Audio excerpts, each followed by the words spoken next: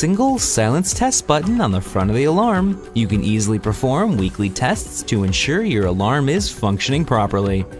When an alarm is triggered, you'll hear a loud 85 decibel T3 pattern chirp to alert you.